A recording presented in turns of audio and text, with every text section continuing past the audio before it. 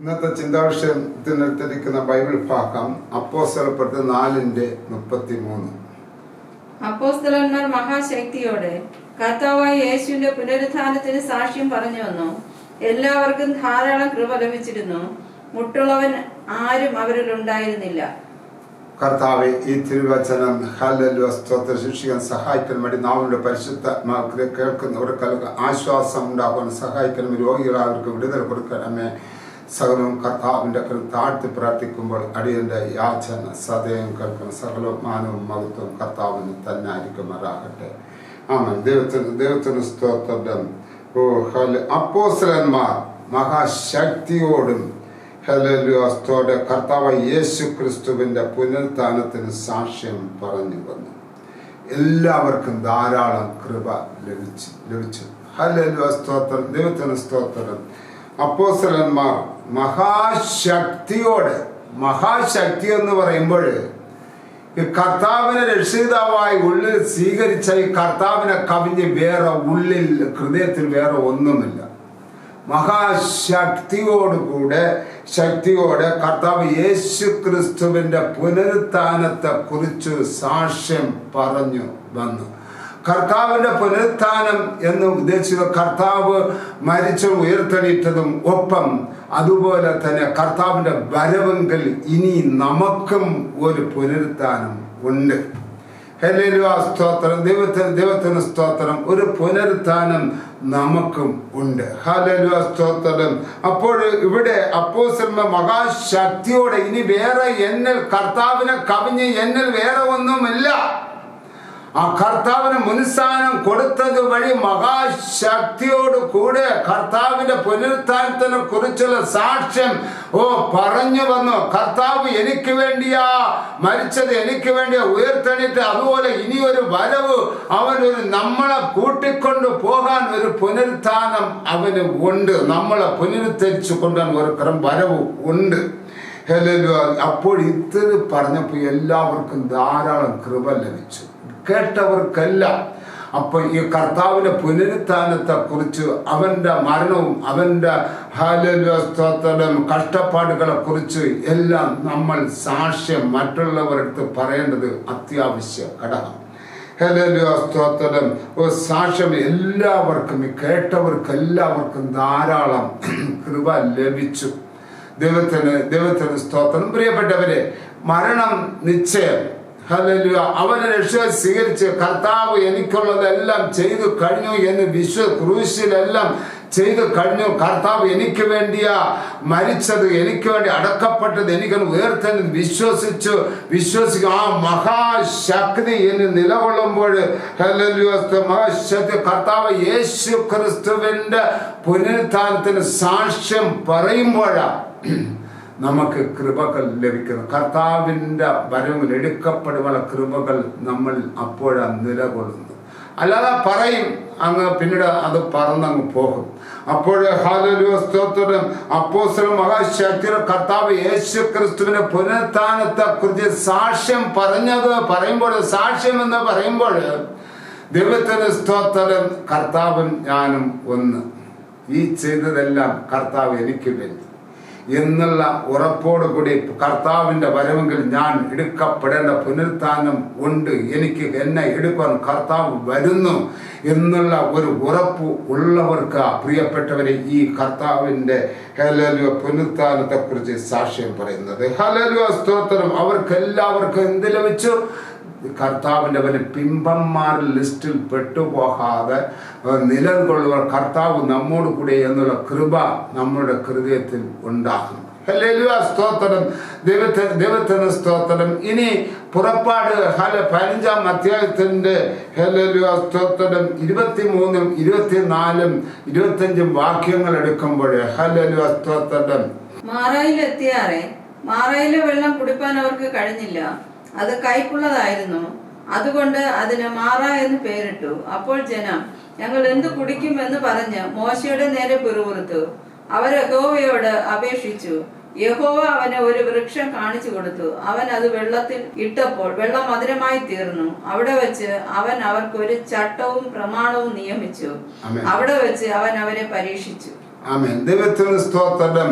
അപ്പോൾ മാറ കയ്പുള്ള വെള്ളത്തിലെടുത്ത് വന്നപ്പോൾ ജനം നിലവിളിച്ചപ്പോൾ എന്താ ചെയ്തു? യഹോവ ദൈവം ഒരു വൃക്ഷത്തെ കാണിച്ചു കൊടുത്തു. അത് വെട്ടി മാറ കയ്പുള്ള വെള്ളത്തിൽ ഇട്ടപ്പോൾ ആ കയ്പുള്ള വെള്ളം എല്ലാം ഇനിപ്പോൾ നമ്മുടെ ജീവിതത്തിലും അല്ലെങ്കിൽ കയ്പുള്ള അവസ്ഥകൾ മാറി വരുവാൻ കർത്താവിന് കർത്താവ് വിശ്വാസത്തിൽ ഏറ്റെടുത്ത് കർത്താവിൽ ആയിത്തീരുന്നത് നല്ലതാണ്.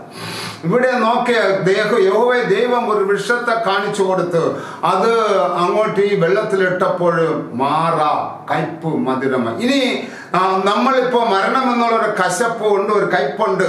അത് മാറി വരുവാൻ ഹല്ലേലൂയ കർത്താവായ രക്ഷിതാവൻ എൻ്റെ ജീവിതത്തിൽ ഞാനാകുന്ന എൻ്റെ ജീവിതത്തിലെ എല്ലാ തുറകളിലും കർത്താവിനെ ഏറ്റെടുക്കുമ്പോൾ പ്രിയപ്പെട്ടവരെ ഈ കയ്പ് മാറുന്ന ഒരവസ്ഥ, മരണമാകുന്ന കയ്പ് മാറുകയും അവന്റെ വരവെങ്കിൽ ഞാൻ ഉയർത്തെണീക്കുകയും ചെയ്യും.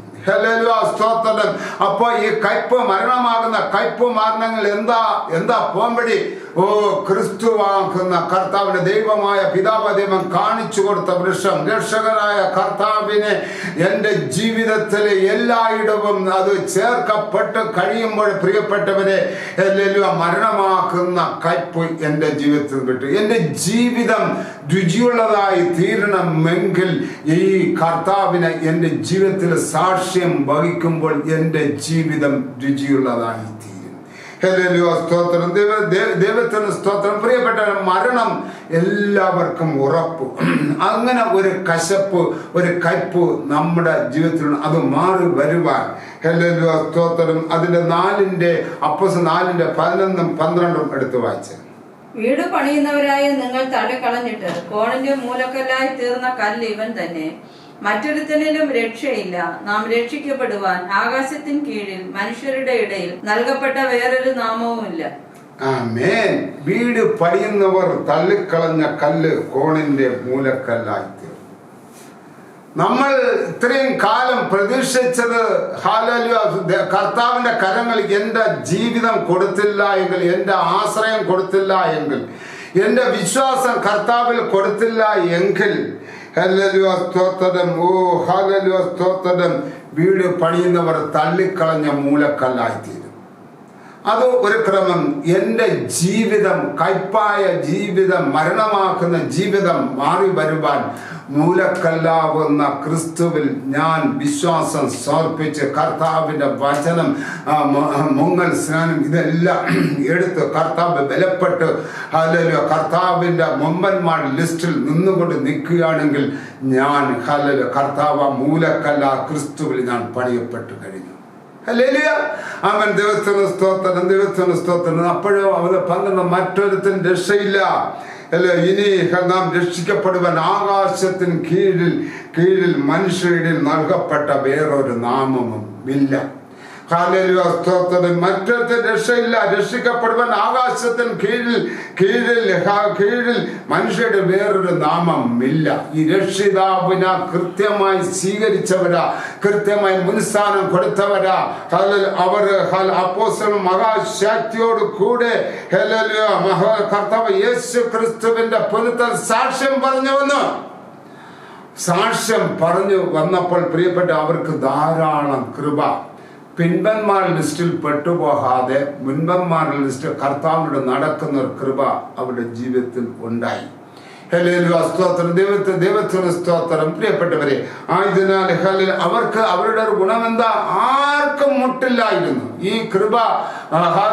സ്തോത്രം. ഈ സ്തോത്രം അപ്പോസ്തലൻ മഹേശ്വരൻ കർത്താവ് യേശു പുനരുത്ഥാനത്തെ കുറിച്ച് സാക്ഷ്യം പറഞ്ഞു വന്നു. എല്ലാവർക്കും കേട്ടവർക്കെല്ലാവർക്കും എന്തുണ്ടായി? സ്തോത്രം. ധാരാളം കൃപ ലഭിച്ചു. അപ്പോൾ അവർക്കുള്ള സ്വത്തുകളൊന്നും അവരുടേതായിട്ട് കണ്ടില്ല. ഈ ദേശത്ത് ആരൊക്കെ ബുദ്ധിമുട്ടുണ്ടോ അവർക്കെല്ലാം അവർ നന്മ ചെയ്യുവാൻ അവരെ കരങ്ങൾ നീണ്ടു. ആ 32-ാമത്തെ വാക്യം എടുക്കും. വിശ്വസിച്ച കൂട്ട ഏക ഹൃദയവും ഏക മനസ്സുമുള്ളവരായി തീർന്നു. തനിക്കുള്ളത് ഒന്നും സ്വന്തമായി ആരും പറഞ്ഞില്ല. എന്തെങ്കിലും ഒരു ബുട്ടുള്ളവർക്ക് അവർക്ക് കൈകൾ നീട്ടുവാൻ ഈ കർത്താവിനെ സ്തോത്രം ഈ അപ്പോസ്തലന്മാർ എന്താ പറഞ്ഞത്? മഹാശക്തിയോട് കൂടെ ഹല്ലേലൂയ. കർത്താവ് യേശു ക്രിസ്തുവിന്റെ പുനരുത്ഥാനത്തെ കുറിച്ച് സാക്ഷ്യം പറഞ്ഞു. കർത്താവിന്റെ വരവ് അടുത്തിരിക്കുന്നു. അതിനുള്ള ലക്ഷണങ്ങൾ കണ്ടുകൊണ്ടായിപ്പോണ്ടിരിക്കുന്നത്. ഇസ്രയേലും ഹമാസും തമ്മിൽ യുദ്ധം, അതിന്റെ എല്ലാം ഒരുക്കങ്ങളാ, അവന്റെ വരവിന്റെ ഒരുക്കങ്ങളാ.